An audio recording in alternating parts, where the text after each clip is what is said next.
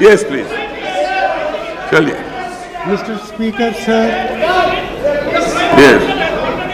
Yes, please.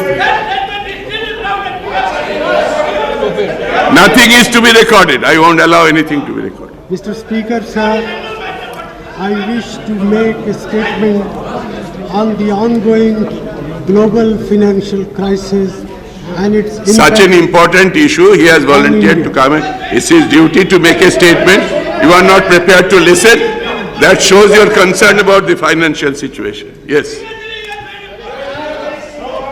Mr. Speaker, sir, I wish to make a statement on the ongoing global financial crisis and its impact on India.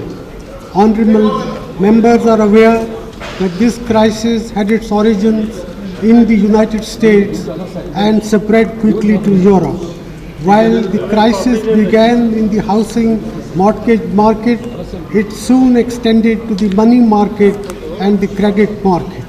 As a result, several financial institutions were pushed to the brink of insolvency. The United States and some other developed countries have bailed out a number of financial Silence in the House, please. And banks. They have also taken a number of unconventional steps It is not, to infuse, it's not, they are not distributed ever. to infuse. Please don't distribute here. They have also taken a number of unconventional steps to infuse liquidity, recapitalize the banks, and unfreeze the credit market. The financial storm has shaken confidence in the system and precipitated a steep decline in stock markets. It has produced a sharp slowdown in economic activity with the prospect of a prolonged recession in industrialized countries. Many observers have described this as the worst crisis since the Great Depression of 1930s. India, like other developing countries, is experiencing the ripple effects of the financial crisis. However, we have taken a number of steps to minimize the impact.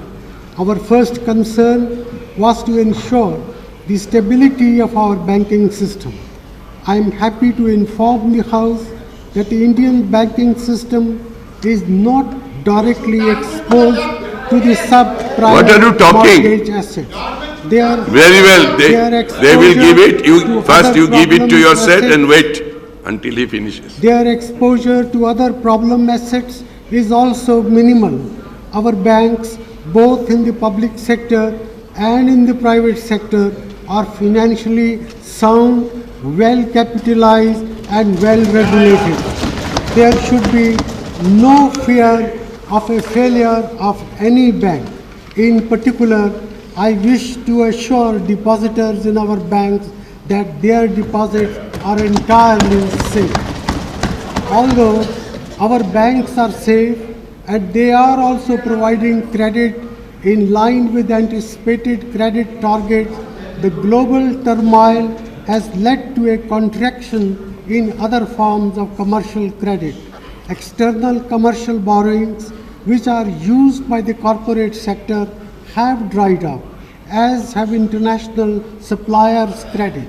This has led to a reduction in overall credit availability in the economy, even though credit from commercial banks has expanded satisfactorily.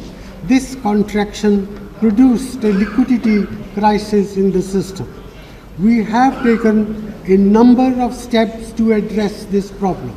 Between July 6, 2008 to October 15, 2008, the Reserve Bank of India cut the cash reserve ratio by a total of 250 basis points.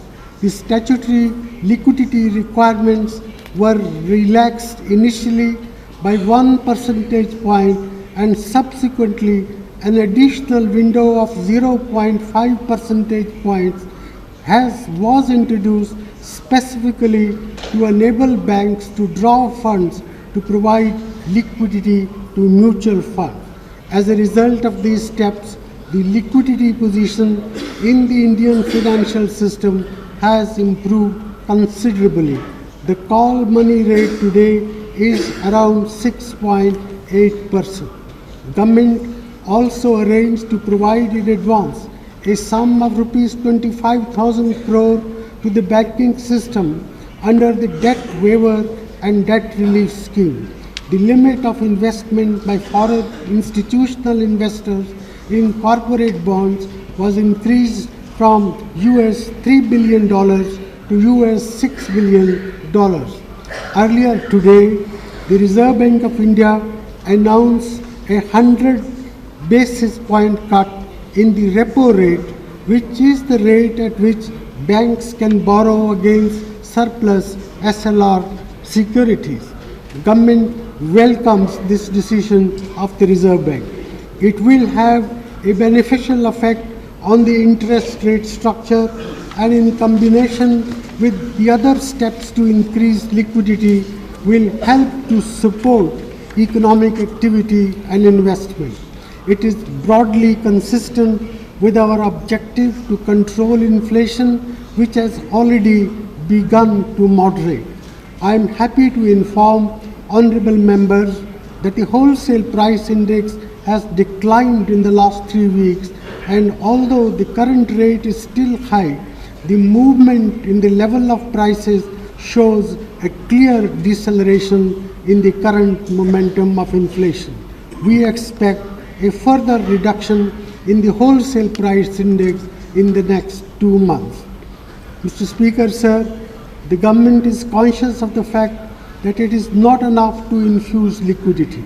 The liquidity must translate into expanded flow of credit to industry, trade, and business.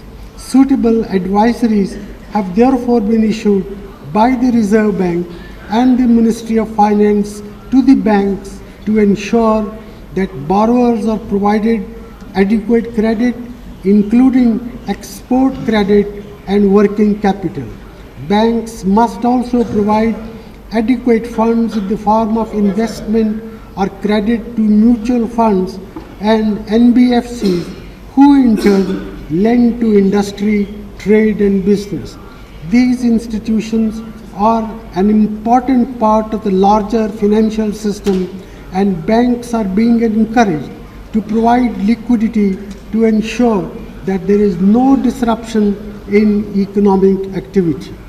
Both the Reserve Bank and government are carefully monitoring the flow of credit and will ensure that the additional liquidity infused into the system translates into actual credit. We will not hesitate to do more if needed. While the capital adequacy ratios of all our banks are well above the Basel norm and above also the Reserve Bank of India's stipulated norm, government has promised that it will help banks which have lower ratios to access funds to increase their capital risk-weighted asset ratio to 12%.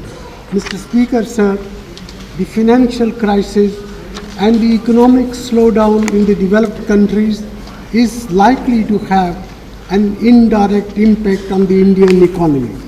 Fortunately, this effect will be on an underlying strong performance. GDP growth in the first quarter of 2008-9 was 7.9%. During April-August 2008, exports increased in dollar terms by 35.1%. Foreign direct investment during this period was US dollars 14.8 billion. Gross tax revenues are on target. The CMIE database shows that a huge amount of money towards capital expenditure is in the pipeline. Nevertheless, we must be prepared for a temporary slowdown in the Indian economy. The precise impact is difficult to estimate at this point, since the depth and duration of the global slowdown remain uncertain. Some estimates project GDP growth to decelerate to 7.5% in the current year. The most pessimistic estimates place it at no less than 7%. Our effort will be to minimize the negative effect of the financial crisis, and once the global situation stabilizes, to return to the growth trajectory of 9%. I would urge honorable members and the people of India to continue to repose faith in the fundamentals of the Indian economy. Honorable members will recall that in anticipation of a slowdown, we had stepped up public expenditure in the budget presented on February 29, 2008. Our expenditure proposals were criticized at the time in some quarters, but I am happy to note that it is now widely acknowledged that increased public expenditure is an important part of the solution. Our expenditure on education, health, National Rural Employment Guarantee Program, National Rural Health Mission, Accelerated Irrigation Benefit Program, Jawaharlal Nehru Urban Renewal Mission, and other programs will, I believe, stand us in good stead in these difficult times. Besides, the debt waiver and debt relief amounting to rupees 65,000 crores to 3 crores 60 lakh farmers will also greatly benefit our farmers and enthuse them to increase production.